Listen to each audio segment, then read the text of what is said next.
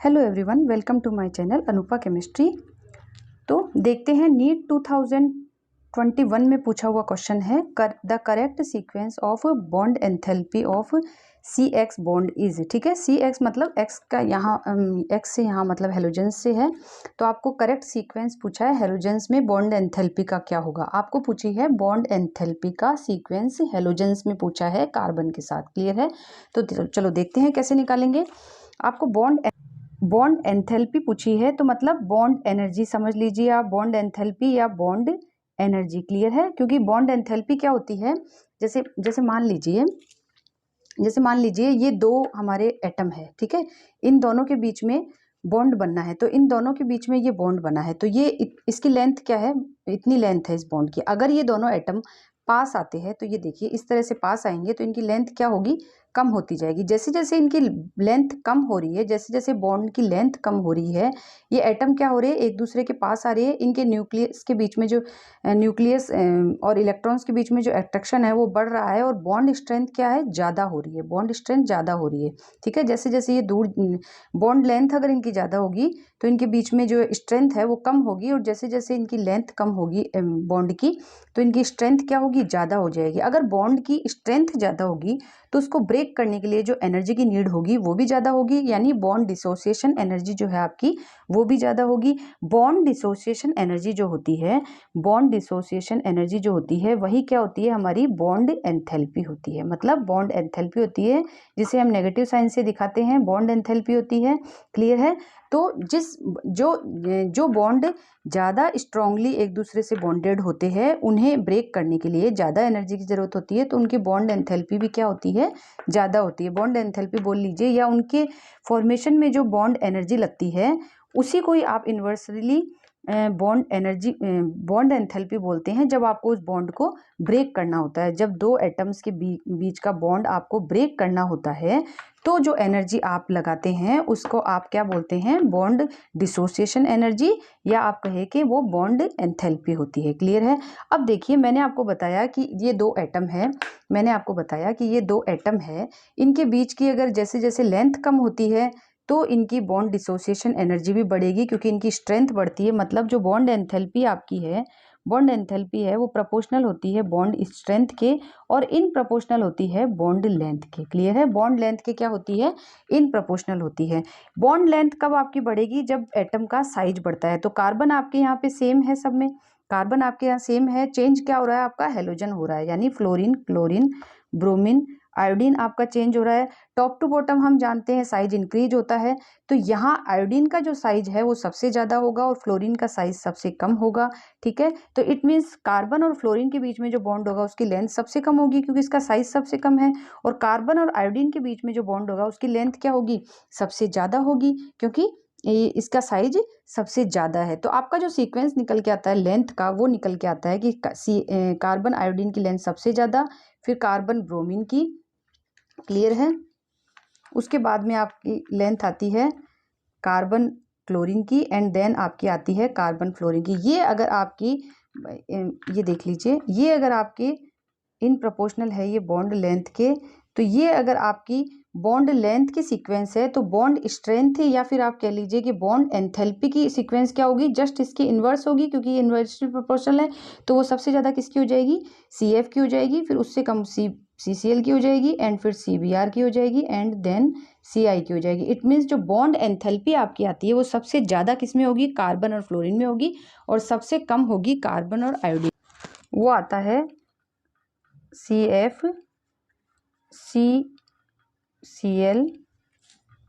CBr and CI। Clear है? Bond length सबसे ज़्यादा CI की होगी, तो बॉन्ड स्ट्रेंथ या फिर बॉन्ड एंथैल्पी किसकी होगी, CF की सबसे ज़्यादा होगी। अब देखते हैं कि इस तरह का कोई सीक्वेंस हमारे इस क्वेश्चन में हमको दिया हुआ है क्या। तो यहाँ हम देखिए ये जो सीक्वेंस है सेकंड नंबर पे CF, CCl, CBr and CI, तो यही सीक्वेंस है हमारा।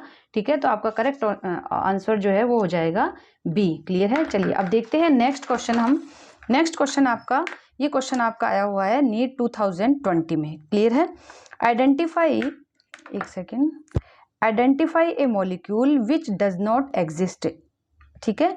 कौन सा मॉलिक्यूल एग्जिस्ट नहीं करता है? Helium 2, C2, O2 and Li2। ठीक है, कौन सा मॉलिक्यूल एग्जिस्ट नहीं करता है? ये हमें दिया हुआ है हीलियम 2,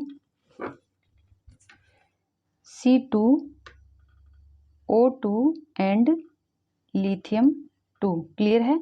तो MOT के से हम इनका जो है वो बॉन्ड ऑर्डर इनके निकालेंगे। बॉन्ड ऑर्डर पता होने से मतलब अगर जिनमें बॉन्ड ऑर्डर जीरो होगा, जिसमें बॉन्ड ऑर्डर जीरो होगा वही मॉलिक्यूल क्या करेगा? एग्जिस्ट नहीं करेगा। यानी कार्बन कार्बन के बीच में या ऑक्सीजन ऑक्सीजन के बीच में अगर कोई बॉन्ड ऑर्डर है तो वो एग्जिस्ट करते हैं, अगर बॉन्ड ऑर्डर नहीं है तो वो एग्जिस्ट नहीं करते। तो हम सबका चेक कर लेते हैं। ठीक है, पीरियोडिक टेबल से हम देख लेंगे। पीरियोडिक टेबल में हाइड्रोजन हीलियम के अंदर कितने इलेक्ट्रॉन होते हैं? 2 होते हैं। तो 2 हीलियम में कितने हो जाएंगे? 2 + 2 हो जाएंगे।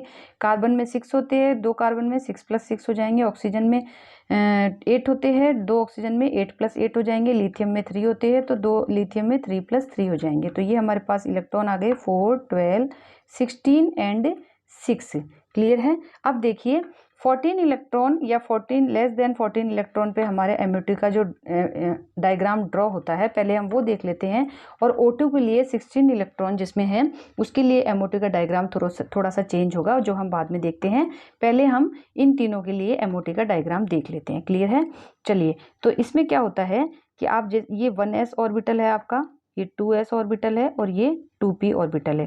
तो यहाँ क्या होता है, ये 1s में इस तरह से सिग्मा सिग्मा स्टार, 2s में सिग्मा सिग्मा स्टार और 2p में किस तरह से होता है, ये पाई पाई ऑर्बिटल होते हैं, ये सिग्मा ऑर्बिटल होता है और फिर पाई एंटी बॉन्डिंग ऑर्बिटल होते हैं और ये सिग्मा एंटी बॉन्डिंग ऑर्बिटल होते हैं। ठीक है।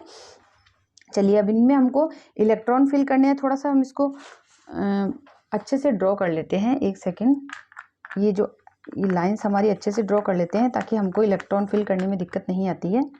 ठीक है, 1 मिनट, ये इसको हटा देते हैं। ठीक है, 14 इलेक्ट्रॉन तक रूल जो लगता है MOT का वो हम ड्रॉ करेंगे। ये 2p ऑर्बिटल है हमारा, ये 2s है एंड ये 1s है। ये 1s के लिए हमारे ऑर्बिटल है, ये 2s के लिए है और ये pi pi sigma and pi pi sigma anti bonding. ठीक है, तो ये ऑर्बिटल हमारे इस तरह से ड्रॉ हो गए हैं। क्लियर है? ये हमारे ऑर्बिटल है। अब हम इनको फिल करेंगे। तो सबसे पहले हम किसके लिए फिल करेंगे? सबसे पहले हम इसको हीलियम 2 के लिए फिलअप करते हैं। ठीक है, तो हीलियम 2 के लिए में हमारे कितने इलेक्ट्रॉन है? 4 इलेक्ट्रॉन हमको फिल करने हैं। तो 1 2 3 4 इलेक्ट्रॉन हमने फिल कर दिए 1s में। बॉन्ड ऑर्डर हम निकालेंगे।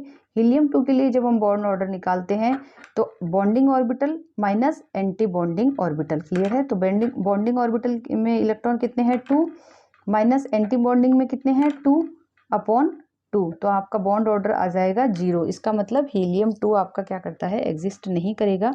तो यही आपका एग्जिस्ट नहीं करेगा। आंसर तो आपका यही आ गया क्योंकि इसका बॉन्ड ऑर्डर क्या है? 0 है। सेकंड C2 का देख लेते हैं हम।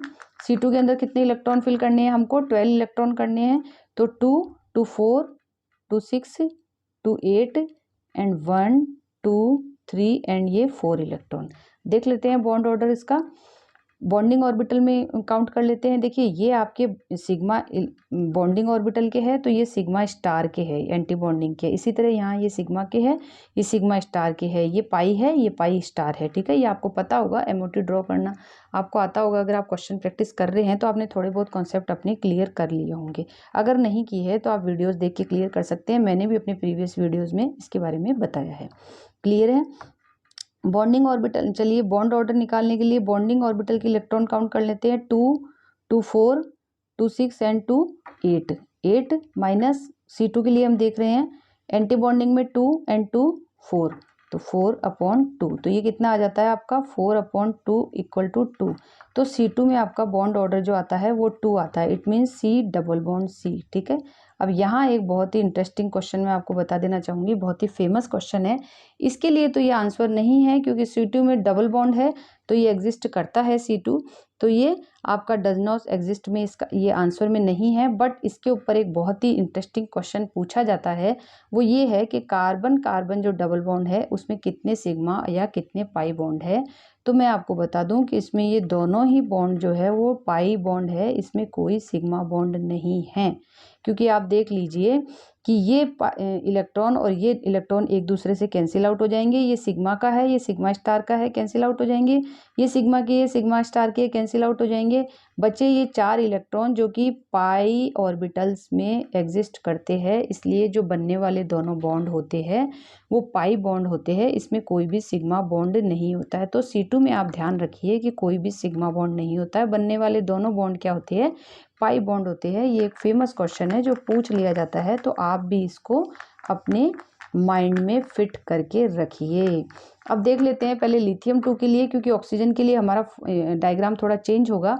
तो लिथियम के लिए हमको 6 इलेक्ट्रॉन फिल करने हैं, तो ये इलेक्ट्रॉन हमको रिमूव करने होंगे जो हमने C2 के लिए यहाँ पे रखे हैं ज़्यादा, ये हमको रिमूव करने होंगे। तो इसमें हमको 6 इलेक्ट्रॉन फिल करने हैं, तो 2, 2, 4 और 2, 6।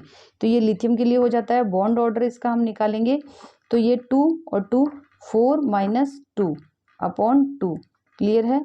तो ये आपका आ जाता है 2/2 यानी 1। तो लिथियम के 2 के अंदर आपका बॉन्ड ऑर्डर आता है 1, तो ये भी आपका एग्जिस्ट करता है, इसका बॉन्ड ऑर्डर होता है 1। अब हम O2 के लिए देख लेते हैं। O2 के लिए क्या होता है, 16 इलेक्ट्रॉन में यहाँ थोड़ा सा चेंज हो जाता है।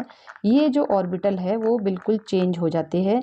2p के जो डाउन के ऑर्बिटल है, बॉन्डिंग ऑर्बिटल है, वहाँ चेंज आ जाता है। बाकी सब देखिए एज इट इज ही रहता है, लेकिन यहाँ पाई बॉन्ड ऊपर चले जाते हैं और सिग्मा बॉन्ड नीचे आ जाता है। बस इतना सा चेंज होता है। और अब हम 16 इलेक्ट्रॉन इसके लिए फिल करेंगे। तो 2, 2, 4, 2, 6 और ये 2 आपके 8, ये 10, ये 12, ये 14 एंड 15 एंड 16। ये आपने O2 के लिए इलेक्ट्रॉन फिल कर दिए। बॉन्ड ऑर्डर देखेंगे हम O2 के लिए, 2 to 4 to 6 to 8 to 10 इसके बॉन्डिंग ऑर्बिटल है, सॉरी इलेक्ट्रॉन है। और एंटी बॉन्डिंग में 2 to 4 और ये दोनों 6, यानी 6 10 माइनस 6/2 यानी 4/2 यानी 2। तो O2 के अंदर आपका बॉन्ड ऑर्डर 2 होता है, ठीक है। तो इस क्वेश्चन में आपका आंसर क्या आ जाता है, वो तो आ जाता है हीलियम 2, क्योंकि हीलियम 2 के अंदर आपका बॉन्ड ऑर्डर क्या है, 0 है। हीलियम 2 में आपका बॉन्ड ऑर्डर 0 है, यानी ये एग्जिस्ट नहीं करता है। तो इस क्वेश्चन में जो आपका आंसर आ जाता है वो आ जाता है हीलियम 2, क्योंकि इसमें बॉन्ड ऑर्डर 0 है। बाकी सब में आपके इसमें बॉन्ड ऑर्डर 2 है, इसमें 2 है और इसमें 1 है, तो ये सब एग्जिस्ट करते हैं। हीलियम 2 में कोई बॉन्ड ऑर्डर नहीं है, तो ये एग्जिस्ट नहीं करता है। क्लियर है? Thank you for watching.